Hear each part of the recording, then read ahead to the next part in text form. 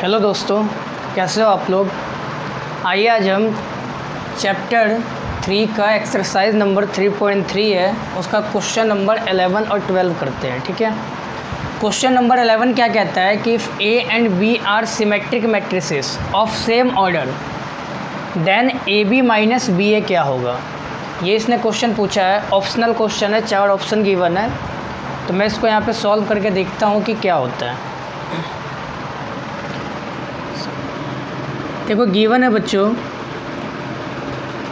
क्या गिवन है कि A and B are symmetric matrix,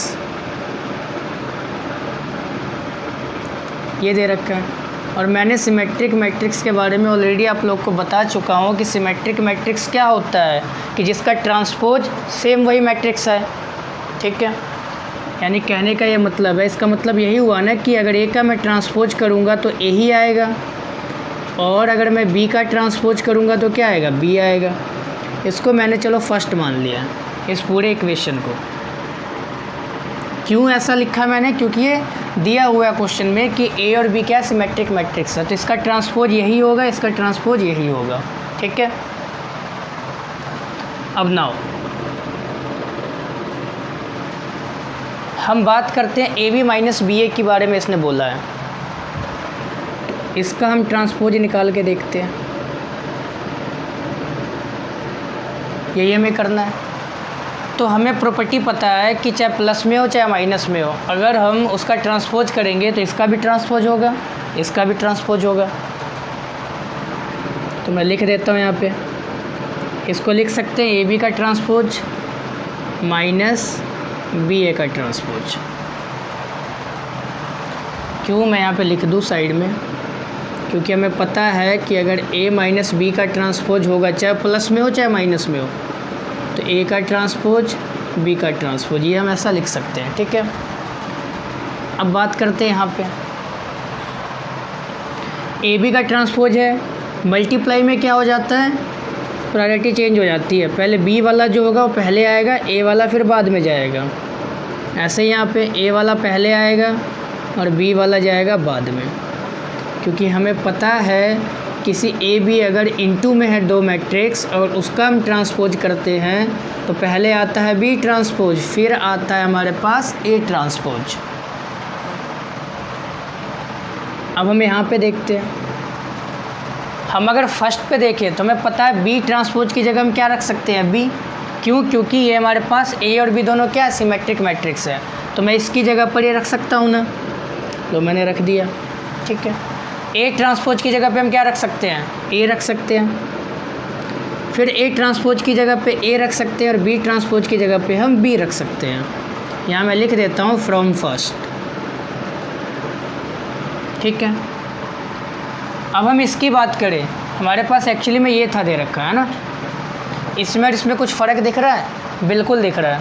अगर मैं यहाँ से माइनस कॉमन लेता हूँ, ए बी आगे आ गया, प्लस का बन गया और ये माइनस का बन गया। अब ये सेम दिख रहा है हमें। ठीक है। तो इसका मतलब ऐसा कब होता है, जब ये सिमेट्रिक मैट्रिक्स हो, स्क्यू सिमेट्रिक मैट्रिक्स हो, सॉरी सिमेट्रिक मैट्रिक्स में तो सेम हो जाता है।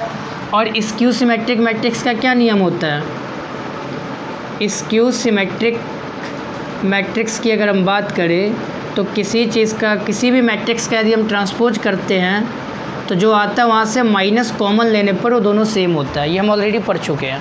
ठीक है।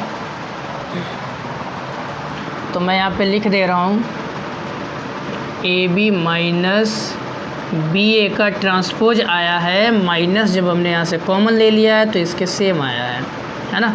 तो it is skew symmetric matrix. लिख देता हूँ thus it is skew symmetric matrix. ठीक है। तो अगर आप बुक में देखिएगा तो ऑप्शन नंबर ए आएगा इसका आंसर, स्क्यू सिमेट्रिक मैट्रिक्स। ठीक है। आई होप आप लोगों को समझ में आ गया होगा। एक बार नहीं तो मैं फिर से बता दूँ, हमारे पास इसमें क्या बोला है कि A and B are symmetric matrix of same order. तो हमें बताना है A B minus B A क्या होगा।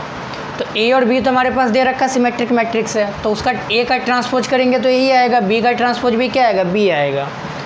अब जो हमारे पास दे रखा है ए बी माइनस बी, हम इसका ट्रांसपोज करके देखते हैं। तो आइडेंटिटी हमें पता है, प्लस माइनस हो तो इसका ट्रांसपोज और अगले वाले का ट्रांसपोज आ जाना है। इसका ट्रांसपोज ये किया मैंने, इसका ट्रांसपोज ये किया। अब इनटू में क्या होता है, मल्टीप्लाई में ट्रांसपोज का नियम कि जो फर्स्ट वाला होगा बाद में चला जाएगा और बाद वाला पहले आ जाएगा, है ना। ये ऑर्डर उसका चेंज हो जाता है। तो ए बी है तो यहाँ पे आ जाएगा बी ट्रांसपोज, फिर ए ट्रांसपोज। ऐसे बी है तो पहले आ जाएगा ए ट्रांसपोज, फिर आ जाएगा बी ट्रांसपोज। और हमें एक्चुअली ये गिवन है फर्स्ट, क्योंकि A transpose equal to A, B transpose equal to B. तो बी ट्रांसपोज की जगह पे हमने बी रखा, ए ट्रांसपोज की जगह पे हमने ए रखा।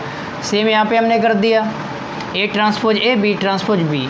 अब अगर मैं यहाँ से माइनस कॉमन लेता हूँ, माइनस हमने कॉमन लिया तो ए प्लस बन गया, ये माइनस।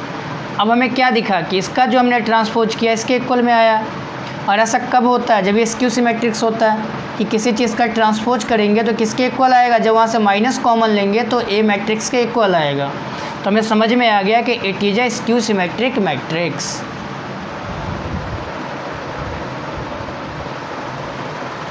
दोस्तों नेक्स्ट क्वेश्चन है क्वेश्चन नंबर 12। इसमें क्या कहता है कि अगर हमारे पास ए मैट्रिक्स ये गिवन है, देन ए प्लस इसका ट्रांसपोज करेंगे तो उसके इक्वल में क्या रखना है हमें, आइडेंटिटी मैट्रिक्स आता है। तो ऐसा अगर ये हमारे पास सिचुएशन होती है तो हमें बताना है कि यहाँ पे अल्फ़ा यानी जो एंगल दे रखा है इसकी वैल्यू क्या होगी। आइए इसको सॉल्व करके देखते हैं।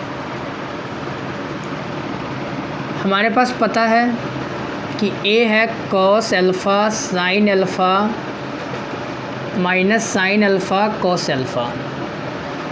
तो बच्चों इसका ट्रांसपोज क्या होगा, रॉ कॉलम में आ जाता है, कॉलम रॉ में चला जाता है। ये वाले को ऐसे रखेंगे हम। अब इसको ये हमने ट्रांसपोज निकाल दिया। अब अकॉर्डिंग टू क्वेश्चन अगर हम बात करते हैं तो हमारे पास क्या गिवन है कि A plus A transpose equal to identity matrix. I का मतलब हो गया आइडेंटिटी मैट्रिक्स।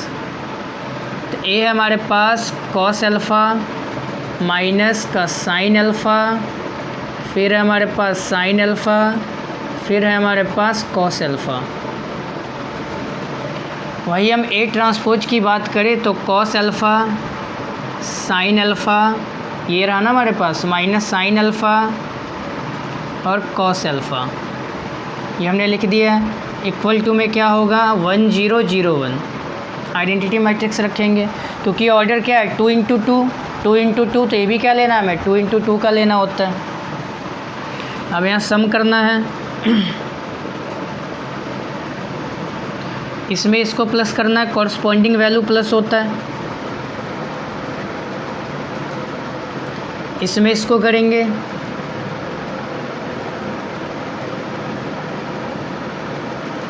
इसमें इसको करेंगे,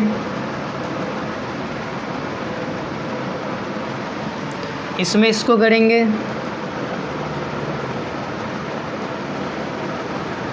और ये हमारे पास एज इट इज़ रहेगा। अब यहाँ पे देखो ये तो कैंसिल आउट हो गया, ये भी कैंसिल आउट। तो हमारे पास बचा क्या, वो मैं यहाँ पे लिख देता हूँ। कॉस अल्फ़ा 2 कॉस अल्फ़ा हो गया। यहाँ पे तो 0 आया, यहाँ पे भी 0 और यहाँ पे cos alpha plus cos alpha 2 cos alpha. और इक्वल में हमारे पास क्या है आइडेंटिटी मैट्रिक्स 1 0 0 1। अब देखो क्या है, इसके इक्वल में हम इसको रख सकते हैं ना। तो यहाँ पे रख के हम क्या करेंगे, वैल्यू निकाल देंगे थीटा की। 1 आ गया है ना। इसके इक्वल में